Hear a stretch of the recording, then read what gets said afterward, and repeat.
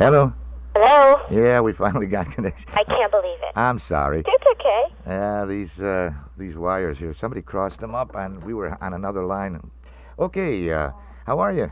I'm terrific. How are you? Okay, you just got to Boston, Tino said? Just got to Boston. It's freezing. It is, really? Yeah, it's about 25 degrees. It was about 50 here today. I know. You're lucky. I'm Joe Lucida, and I got the number from Paul Gallis. Mm-hmm. And I couldn't get down there when you were here in Chicago. I would have liked to interview then, but... Okay, so let's... can we start? I've got the tape rolling. Sure can. All right. Well, as I promised you, folks, on the line with me is Pia Zadora, and we'll be playing the young lady's album for the last several weeks. And how are you, Pia? I'm terrific. Well, you sound like you're raring to go. You're on a tour right now, aren't you? Well, I'm beginning my tour in New Haven on the 29th. Uh-huh. I'll be at the Palace Theater, and then I'll be at Carnegie Hall on the 31st. Mm-hmm. And then I'll be back here in Boston at the Opera House on the 1st, and then at February 2nd in the Kennedy Center in Washington, D.C., and then Detroit at the premiere, and the Philadelphia Academy of Music on the 9th. Well, you've got quite an itinerary there. Quite, yeah. Well, the album is getting good response, is it? It's doing very well, yeah. Mm-hmm. I know we've received quite a few letters from our listeners, saying that they liked it. Of course, you're constantly battling the critics, aren't you? Not of late. Well, I know that you got some great reviews on the album. And yeah, no, my past engagements have really been very, very positive, starting with Los Angeles yes. and Las Vegas. And it's been very favorable, as I'm sure you've read in Time Magazine and USA Today. Isn't that nice? Yeah? Yeah, that's terrific, because somehow I think, sometimes critics get carried away and maybe they're trying to do something for something you've done in the past. Is that true? Oh, I suppose that's possible. I mean, we all have our axes to grind. Well, how did you come to choose the material, and how did the whole thing come about? I think our listeners would be interested in knowing how you came to recording this album. Well, to tell you the truth, I started singing this music 6 or 7 years ago when I was an opening act. Mm-hmm. This was before Butterfly or any of the films or anything. I was an opening act for Frank Sinatra and for Bob Hope and for Don Rickles, and it was Frank who originally turned me on to singing the standards. Really? Yeah, he felt that, first of all, they were what his audience wanted to hear, and second of all, they would be good for my voice. So I started singing them then. I was singing The Man That Got Away. Don Costa wrote me a chart 5 years ago before he died, and I kept that on the album as a kind of a tribute to him. And Nelson Riddle was writing for me then before he even started with Linda. Mm-hmm. And then I got waylaid. I did a couple of lousy movies, and then I went back to music, and I recorded this album in London with a Philharmonic while I was pregnant, and Katie brought me a lot of luck. Mm-hmm. And now I'm very heavily entrenched in this type of music. You really sound like you're enjoying it. I really am. I love it. They're terrific songs to perform live, and I love getting out there and doing them, and it's important for me for a lot of reasons. I need the credibility. I don't want to go on just being a celebrity for celebrity's sake. Yeah, right. Because I started working when I was 7 years old on Broadway. Yeah, that's what I understand. You were on Broadway in some show. What show were you in? I was in Fiddler on the Roof. I was the Nice. original youngest daughter in that for 3 years. I was in The Sound of Music and Promises, Promises, and Applause. And I was a regular Broadway brat, you know? Mm-hmm. And for me, not doing anything is very frustrating. So I really wanted to do something that was a challenge and that required some skill and that was linked with my Broadway roots. I used to sing maybe this time for auditions 15 years ago. Really? Well, that's great. Well, now, you did some contemporary recordings, of course. And are you ever going to go back to that, or are you going to stay with this type of music now? I love contemporary music. In Europe, I'm a pop star. I've had 3 top 10 records in the past year, so I just completed another rock album with Pete Bellotti. He's an English producer, and I hope that'll be released in the United States, because I love that kind of music, too. I mean, that's my music, that I grew up and rebelled with as a teenager. Right. And I love it, and I hope to do both, but I'm going to go where the grass is greener, where I'm wanted, and I hope that I'm accepted in this area and also in the other. Yeah, I think you could do, show your versatility and be accepted in both fields. I hope so. I'd like to. I really would. Well, do you plan to do another album, or, Yes, as a matter of fact, we just completed it. Terrific. And it's, as they say, in the can, can, no time to waste. Do you have any, is it all ballads again, mainly? No, it's not. As a matter of fact, it's there are more uptunes in the album because some of the material from the album I use in my live performance, and in order for it to be paced properly, we did a few upbeat songs like All of Me and The Lady is the Tramp, and How About You, and some little bright upbeat Pennies from Heaven, things like that. Mm-hmm. Well, now you're doing quite well as far as the album is concerned, and you're doing quite well with your career. What about the acting? Do you want to return back to that one of these days? I would eventually like to do another movie, but I'm a little gun-shy right now. I haven't had an easy time of it.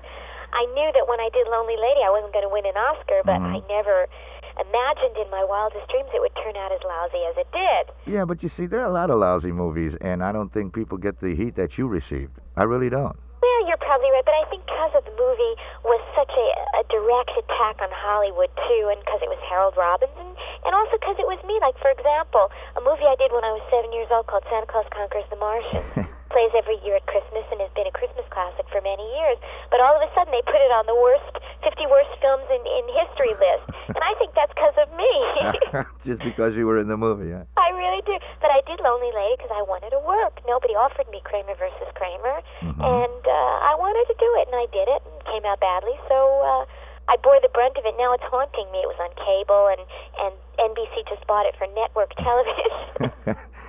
What about being a mother now? This is a whole new horizon for you, isn't it? It's a whole new horizon, and it's exciting, and it's the greatest thing that ever happened to me, and she's with me all the time, and it kind of puts your feet on the ground. It straightens out your priorities. And it sure does. Go ahead. You have something, really, you have a responsibility. It's placed on your shoulders, a little life that you're responsible for, that you brought into the world, and but it's a great boost to the ego as well. Isn't it? It is. How do you manage? You say the baby's with you? She's with me all the time. I have a nanny, and the nanny is an English lady who is trained in nanny college and knows all the things that I don't. And she travels with me, and she loves the baby, and my husband's always with me, and my mother comes with me and stays from time to time.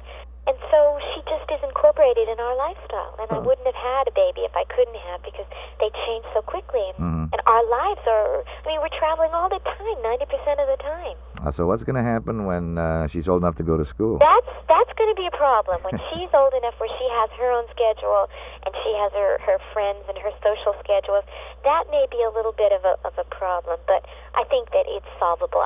When I was growing up, I had tutors, and I was traveling, and I was always on the road, and I was very well adjusted, and maybe she'll go to school in New York and Los Angeles because we're bi-coastal. There's a lycée français there, and there's a lycée français in New York, and there's also one in London. So when we go abroad, maybe she can go there or have a tutor, or maybe I won't travel. Maybe by that time I'll be all washed up, so I'll stay home and watch her go to school. You're just getting started. Come on. Who knows? Who knows what the future holds for us? Well, with children, I think, and parents being in the business, I think the whole thing is, it's not, and I'm a firm believer of that, it's not how much or how long of a time you spend with them, it's what you do with the time that you're with them. Yeah, it's the quality, not the quantity. Right.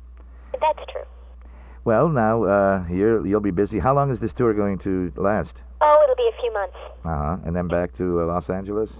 And then I'll be back to Los Angeles, and no, actually I have to go to Europe because I'm doing a series of specials there, and I have some concert tour planned for me. What kind of specials? Television? Yeah. Very good. Where, in England, or?